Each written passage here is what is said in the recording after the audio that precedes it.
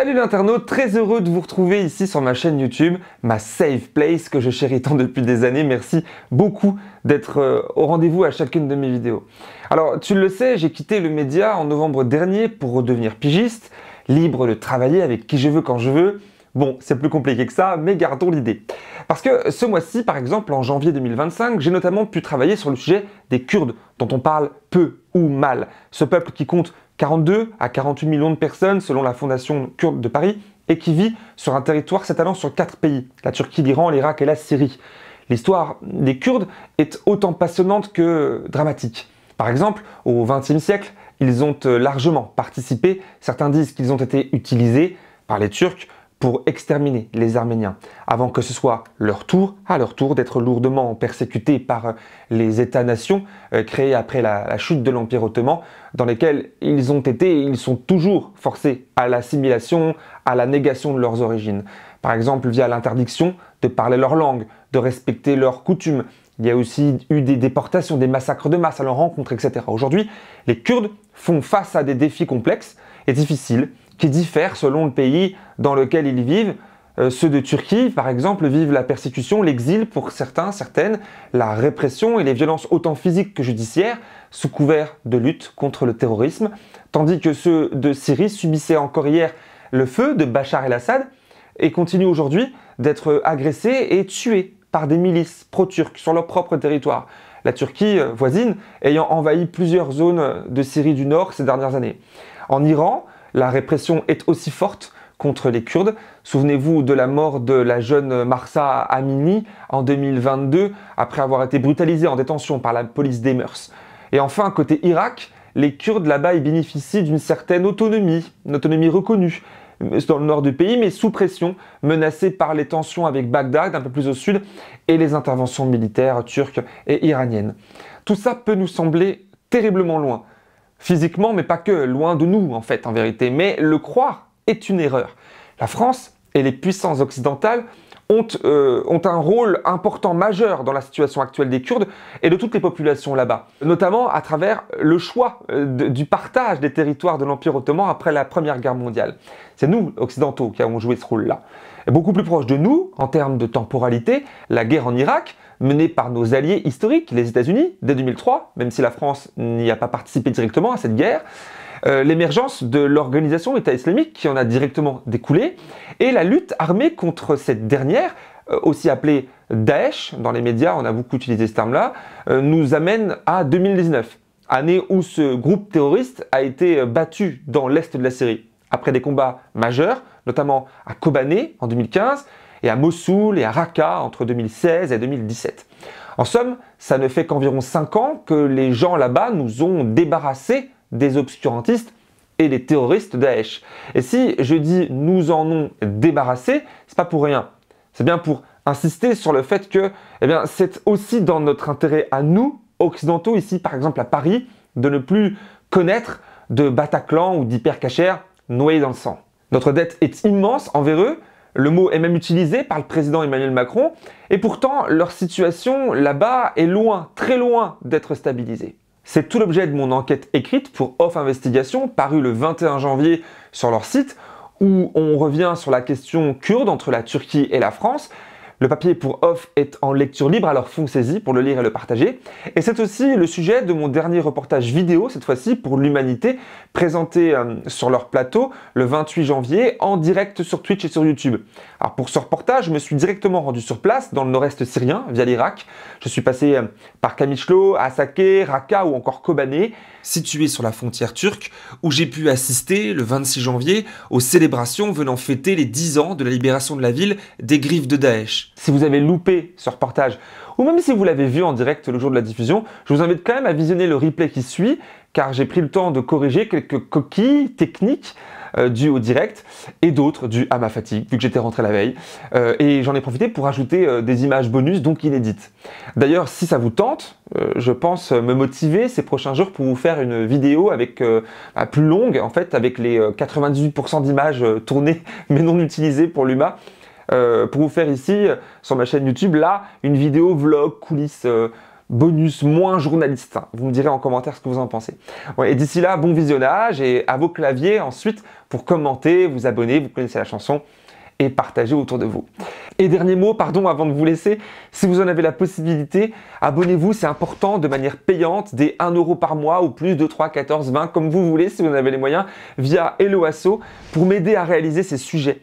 Je suis de nouveau, j'insiste, indépendant, donc plus salarié nulle part de manière régulière. Et même si je gagne quelques piges par-ci, par-là, comme là, off, à l'UMA, je suis bien loin de la rentabilité, voire de l'équilibre financier, tout simplement, des fois, sur des projets comme celui-ci, entre les frais de voyage et d'équipements matériels qui sont lourds pour être autonome.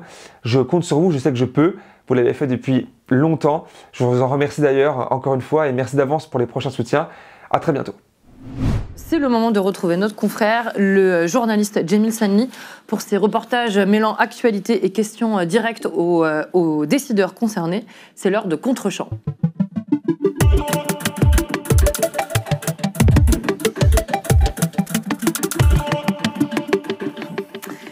Salut Djemil, bienvenue sur le plateau. Salut vous trois, et vous chez vous aussi, plaisir de vous retrouver. Bah ouais, ça fait longtemps qu'on ne s'est pas vu Djemil, ça fait plaisir de te revoir. C'est vrai, plaisir partagé. Et oui, tu rentres d'un sacré voyage, tu étais en reportage dans le nord-est syrien ces derniers jours. Tu as rapporté beaucoup d'images assez inédites. C'est vrai, ouais, je suis rentré hier après-midi, donc je suis un peu fatigué, désolé d'avance pour ces visages et peut-être des bugs de voix, on ne sait pas. Mais oui, je suis rentré avec des images montées ce matin et hier soir. Je suis content de vous les présenter là dans quelques instants. En tout cas, je ne pourrais pas tout vous montrer. Il y a eu des choses très difficiles à voir et puis aussi un peu, j'allais dire, beaucoup d'émotions, notamment à Raqqa, quand je suis passé sur la fameuse place où on pendait les personnes, les Daesh pendaient des gens, ou jetaient des homosexuels, vous vous souvenez de ces images-là, par-dessus un immeuble, de passer là, c'était quand même quelque chose, quoi. Mais voilà, donc le contexte est le suivant. Il y a 10 ans, à Kobané, cette petite ville du nord de la Syrie, frontalière avec la Turquie, restera le théâtre des actes héroïques des forces démocratiques syriennes, les FDS. Et souvenez-vous des YPJ, cette unité militaire kurde exclusivement composée de femmes que le monde entier avait applaudi contre l'organisation État islamique, aussi appelée Daesh. Au lendemain de la fin de Daesh, les populations de cette partie de la Syrie, connue sous le nom de Rojava, ont créé l'ANES. L'ANES, c'est l'administration autonome du nord-est syrien. Un projet politique, démocratique et féministe unique dans une région du monde dominée, si vous êtes un peu doué en géographie, par les autoritarismes. Mais du coup, on espère que ça va mieux pour eux. Alors c'est l'idée reçue qu'on peut avoir depuis la chute de l'organisation État islamique. Mais en réalité, cette région du monde est toujours en guerre, en zone rouge. Depuis 2016, la Turquie d'Erdogan a lancé plusieurs opérations militaires en Syrie pour officiellement repousser Daesh, mais surtout pour affaiblir les forces kurdes des YPG qu'elle considère comme terroristes. Elle contrôle du coup la Turquie aujourd'hui plusieurs zones du nord de la Syrie, comme la ville d'Afrin, située sur la carte que vous voyez près d'Alep, un peu au-dessus d'Alep, via des milices pro-turques y menant une politique de turquisation et de déplacement forcé des populations kurdes et arabes. On en reparlera un peu plus tard, ces populations qui ont migré vers la zone du coup jaune, qu'on voit sur la carte aussi. Alors la chute de Bachar el-Assad et l'arrivée de l'islamiste de HTC Ahmed al-Shara ont rebattu les cartes. D'ailleurs, c'est tombé il y a quelques minutes, mais al-Shara a été officiellement nommé président en ce moment du pays. Alors ça a poussé du coup les milices islamistes et pro-turques à attaquer les positions des FDS qui protègent le Rojava, notamment la vallée du fleuve Euphrate qu'on a vu sur la carte précédente, frontière naturelle entre eux, autour du barrage de Tishrin dont on parlera plus tard. Donc tu as dit Ahmed al-Shara, c'est le nouveau dirigeant de fait de la Syrie.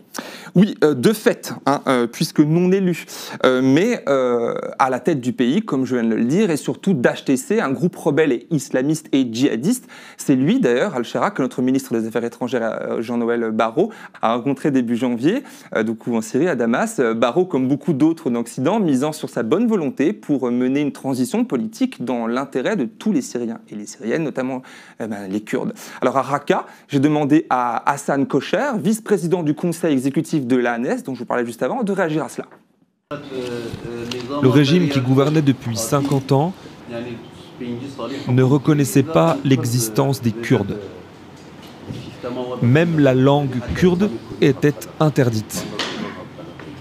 Il y a eu beaucoup de jeunes, des gens sont tombés martyrs. C'était un régime nationaliste. Notre but est de garantir les droits du peuple kurde,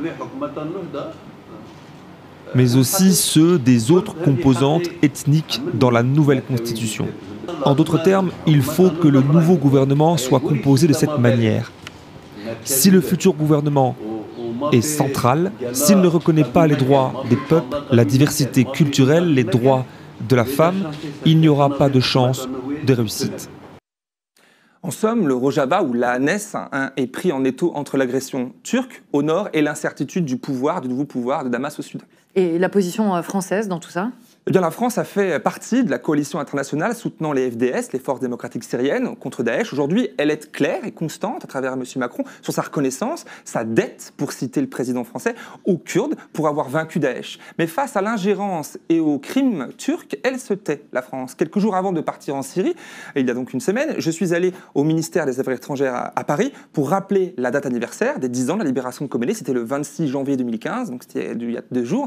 Et notre dette, donc, française, et poser la question qui nous intéresse aujourd'hui au porte-parole du ministère. Écoutez. Comment la France justifie-t-elle la différence entre son soutien affiché officiellement aux Kurdes de Syrie, on l'a vu pour les raisons, et son silence face aux pressions et aux attaques turques sur ces mêmes Kurdes de Syrie? Merci pour cette question. Aujourd'hui, il y a en Syrie, suite à la chute de Bachar el-Assad, un processus de transition politique et nous avons l'impression et nous espérons que les autorités de transition aboutiront à un système qui soit vraiment inclusif. Sur le deuxième aspect de votre question, nous sommes en lien avec les autorités turques de manière assez régulière. Ce que nous demandons aux Turcs, c'est justement de favoriser une désescalade, de cesser cette situation conflictuelle et de trouver un modus vivendi qui convienne à toutes les parties. Mais en disant cela, en fait, on renvoie aussi à la première question, qui est une question de transition politique. C'est-à-dire que la transition politique qui est à l'œuvre actuellement à Damas doit couvrir l'ensemble du territoire syrien et, encore une fois, l'ensemble des composantes de la société syrienne. Bon, alors, on ne comprend pas grand-chose. On comprend juste qu'il marche sur des œufs et il ne répond pas à ta question sur le silence français face aux attaques turques. Oui, très précisément. Et encore, j'ai condensé sa réponse en quelques secondes, alors qu'elle durait plus de 2 minutes 30 sans rien dire de plus. Ou alors, si, justement,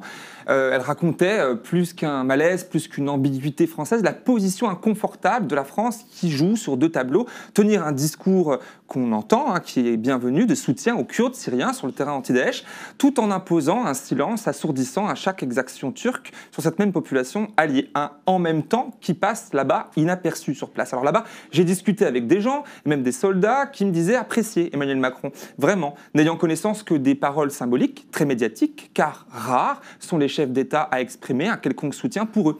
Le 6 janvier dernier, à la conférence des ambassadeurs et ambassadrices, Emmanuel Macron a encore déclaré rester, je cite, « fidèle à nos alliés dans la lutte contre l'État islamique ». Il parlait là des FDS et des Kurdes qu'il a nommés dans son discours, mais pas un mot dans son discours sur l'agresseur turc, qui est pourtant au cœur du problème pour ces mêmes populations. Alors, lors de mon passage à Kobané, j'ai pu visiter le cimetière des martyrs, c'est-à-dire des victimes de Daesh, mais aussi de ceux tués par les forces pro-turques, des tombes encore fraîches pour beaucoup, tant les victimes s'accumulent, comme vous le voyez sur ces images que j'ai pu donc tourner là-bas il y a 3 jours.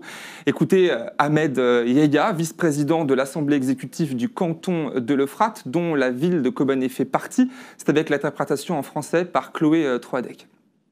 Pourquoi c'est important pour vous d'être là aujourd'hui dans ce cimetière? Cet endroit, c'est un endroit qui est très important pour nous, qui a beaucoup de valeur, parce que ce sont nos enfants qui sont enterrés ici. C'est notre douleur qui est enterrée ici, nos enfants, notre sang.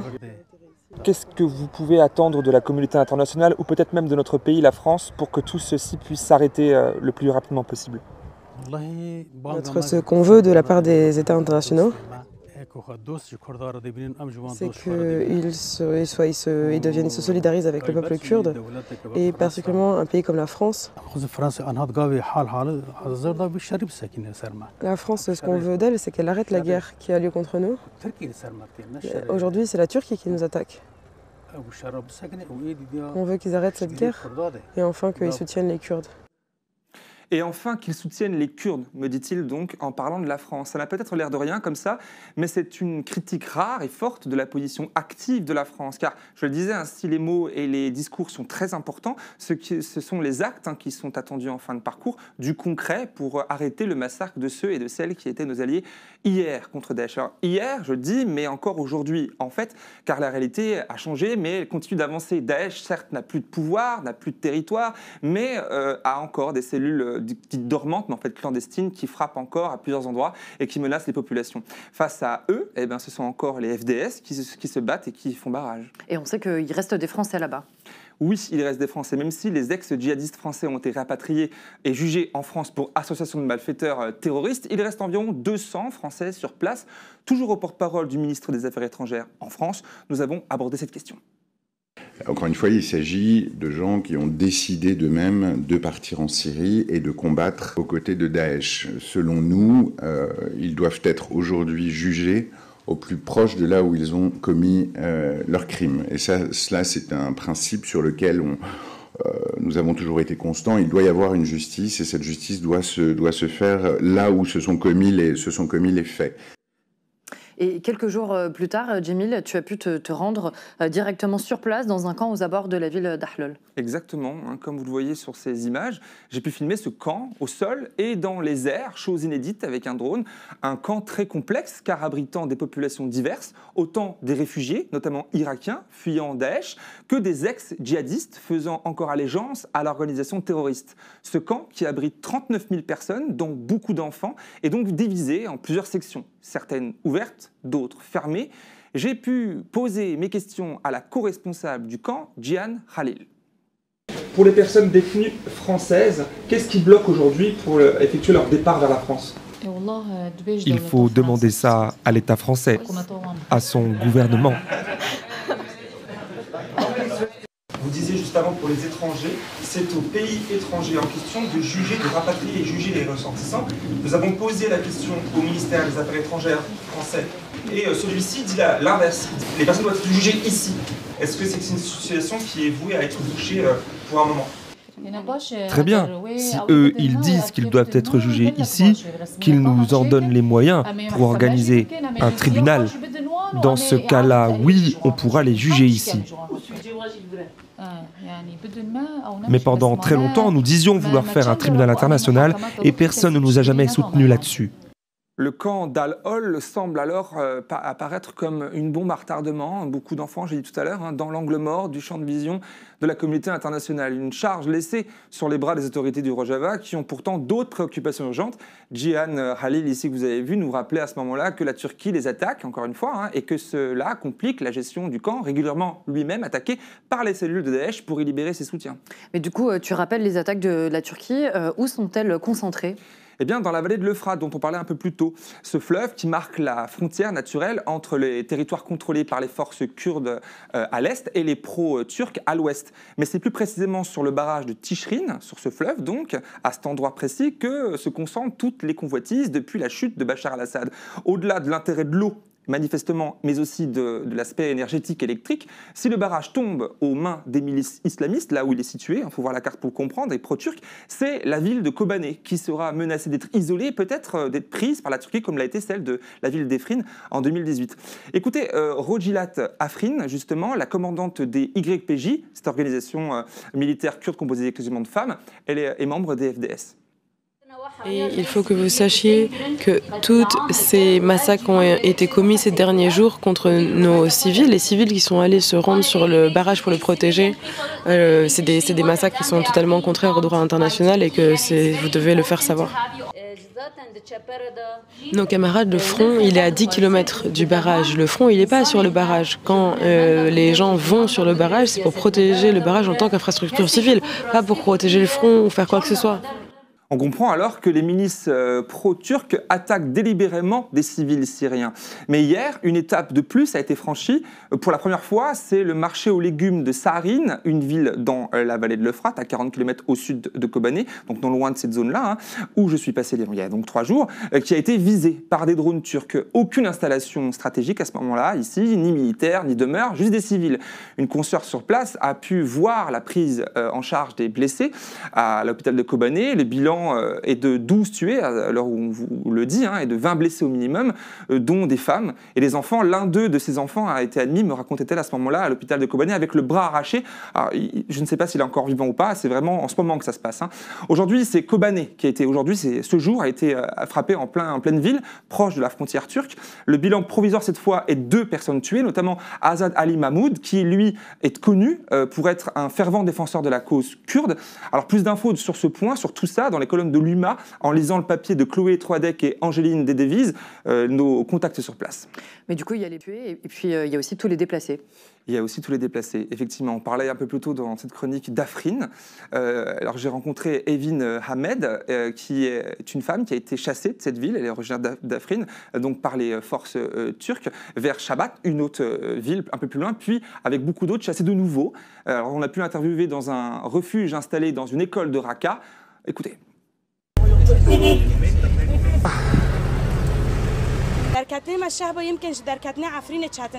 Car lorsque nous avons quitté Afrin, il n'y avait personne sur notre route. Il y avait un couloir humanitaire ouvert pour sortir, alors qu'à Shaba, nous sommes partis encerclés par l'ennemi. Nous étions menacés en permanence, nous ne pensions pas sortir vivants. Beaucoup de monde était avec nous sur la route, des gens y sont morts. Il y a eu des enfants qui sont nés sur le chemin aussi, et ce que nous avons vécu était très dur. Ces réfugiés sont donc logés, soignés, protégés par l'ANS, les autorités locales. Certains ont même pu trouver un travail, mais la situation est toujours précaire. Notre souhait, avant tout, est de retourner chez nous. C'est notre seul but. Maintenant, si le retour à Afrin n'est pas possible, avec une garantie internationale, nous voudrons être installés dans des maisons avec des conditions meilleures. On ne peut pas vivre dans des tentes. On ne peut pas vivre dans des tentes et des écoles. Ce n'est pas une vie que de rester dans des écoles. C'est ça notre souhait. Mais face à ces ingérences turques, la France ne dit rien. Voilà, donc effectivement, même si le porte-parole du Quai d'Orsay nous dit que c'est un sujet discuté en coulisses, comme on l'a entendu tout à l'heure, officiellement, la France ne réagit tout simplement pas. La présence de la Turquie dans l'OTAN explique en partie la chose, mais la Turquie est aussi un allié commercial et sécuritaire important. Longtemps, elle a usé, vous le savez, du chantage sur le terrain de l'immigration, notamment syrienne, vers l'Union européenne, pour obtenir un rapport de force. Mais ce qui contient encore la Turquie de complètement envahir et écraser les populations locales, c'est une présence militaire des États-Unis, bien que partiellement retirée en 2019. Ce qui a permis à ce moment-là, d'ailleurs, aux Russes, alliés du régime dictatorial de Bachar al-Assad, de s'établir à plusieurs endroits. À l'époque, j'ai pu d'ailleurs voir une de leurs bases à Kamishlo, par exemple, à la frontière turque. On a d'ailleurs appris ce matin que 2 hauts responsables russes ont été reçus à Damas, une première depuis la chute d'El-Assad. Le sort des 2 bases militaires russes est alors en jeu. Mais si la France ne dit rien sur le sujet de l'ingérence turque, la gauche française marque, elle, un fort soutien.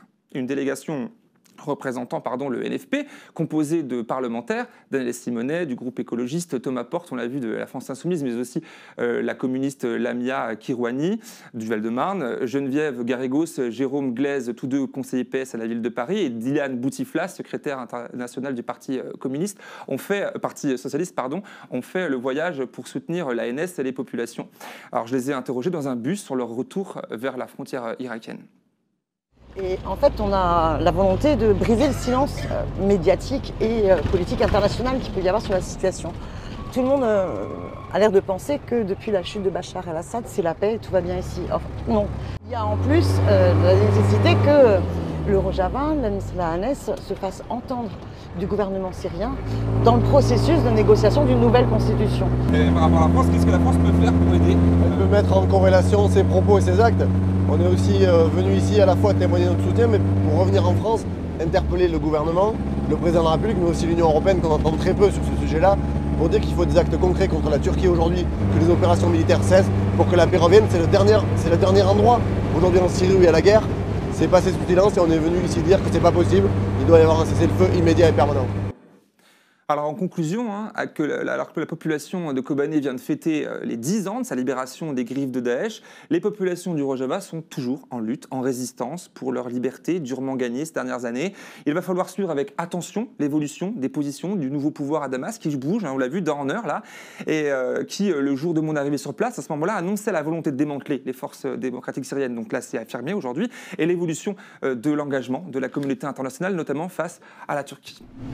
Je me rends compte au montage de cette vidéo que je finis à l'instant que je n'ai pas tourné d'outro pour vous remercier d'avoir regardé jusqu'au bout la vidéo pour bien clore celle-ci et vous encourager à partager, à vous abonner à l'UMA, à Off Investigation, à ma chaîne YouTube, etc. À tous les médias importants que vous jugez vous utiles et importants pour le débat dans notre société démocratique. Voilà, tout simplement. Je vous remercie. Merci beaucoup. Les liens sont dans la barre de description. L'espace commentaire est ouvert pour qu'on puisse discuter. Les réseaux sociaux, vous connaissez Blue Sky, Twitter, etc. Quoi d'autre? Bah rien, à la prochaine, parce qu'on a encore 1000 choses à se dire. Ciao!